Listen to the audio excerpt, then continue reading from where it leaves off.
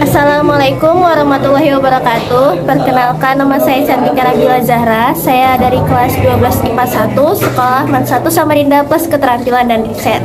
Di sini saya akan mereview dan mengkritik saran novel yang berjudul Cinta dalam Telepon Kaleng. Novel ini ditulis oleh Kak Tegar Setiadi. Novel ini diterbitkan oleh Buana Sastra. Dari Kak Tegar Setiadinya sendiri, kakaknya ini merupakan guru olahraga di salah satu sekolah kejuruan negeri di Purwokerto. Cuma dari kakaknya sendiri itu punya hobi untuk menulis, jadilah buku ini. Nah, buku ini sendiri itu ada di perpustakaan sekolah saya. Novel ini itu mengisahkan tentang dua orang anak kecil, yang satu namanya Raihan, yang kedua itu namanya Disya. Jadi Disya ini dari kota Bandung pindah ke sebelah rumahnya Raihan, gitu, pindah ke kota tempat Raihan tinggal. Akhirnya mereka jadi tetangga. Nah, awalnya itu Raihan itu nggak mau berteman sama Disya karena Raihan itu tuh benar-benar pendiam, introvert dan lain-lain. Cuma karena Disya bisa ngimbangin, terus kayak bikin Raihan itu nggak sendiri, jadi akhirnya mereka itu berteman. Nah, suatu hari mereka itu kayak dapat tugas dari sekolah buat bikin telepon kaleng. Jadi akhirnya mereka buat di rumah, dan telepon kaleng itu dijadikan tempat untuk komunikasi sama mereka. Jadi kan telepon kaleng itu ada dua. Jadi mereka tuh bikin tali yang benar-benar panjang. Jadi satu kalengnya itu ditaruh di kamar Raihan, satunya ditaruh di kamar Disya. Jadi benar-benar berseberangan, terus mereka komunikasi lewat situ. Dan akhirnya mereka itu berteman sampai SMA. Nah, dan telepon kalengnya ini juga benar-benar masih mereka pakai gitu guys buat komunikasi. Nah, jadi Disya sama Raihan itu benar-benar deket banget di sekolah sampai orang-orang itu ngiranya pacaran. Jadi ada cowok namanya Tristan, dia tuh ngedekatin Disya.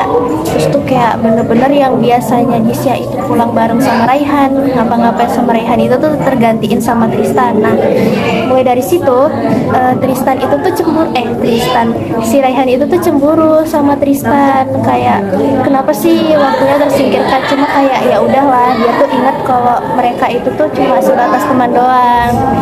Terus ya udah, nggak lama sih Tristan sama Disya itu putus gara-gara si Tristan ini ternyata makin narkoba.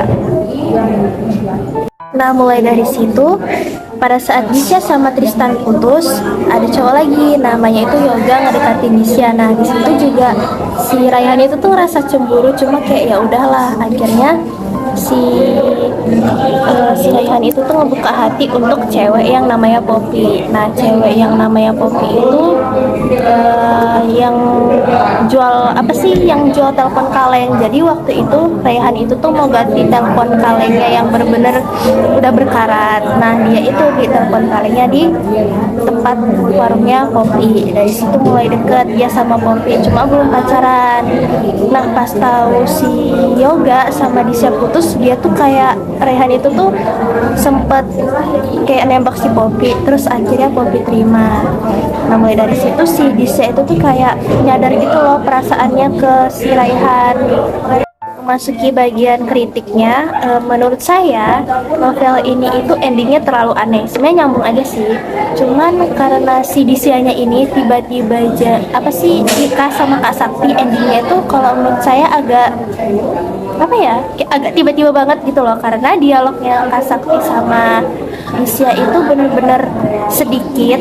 Di novel ini tuh bener-bener sedikit gitu loh, nggak sepanjang itu. Dan bahkan Disya itu ngomong sama Kak Sakti kalau misalkan nyariin Raihan doang kayak gitu, terus tiba-tiba mereka nikah, endingnya kayak gitu. Itu menurut saya agak aneh sih. Cuma mungkin penulis pengennya bikin ending itu tuh yang bener-bener kita itu nggak bisa nggak kita kepikiran gitu loh. Kan kita mikirnya kayak Disya itu mungkin bakal sama cowok lain, atau mungkin dia balikan sama mantannya, atau mungkin dia bisa jadi sama si Raihan, tapi ternyata sama Kak Sakti. Tadi sih.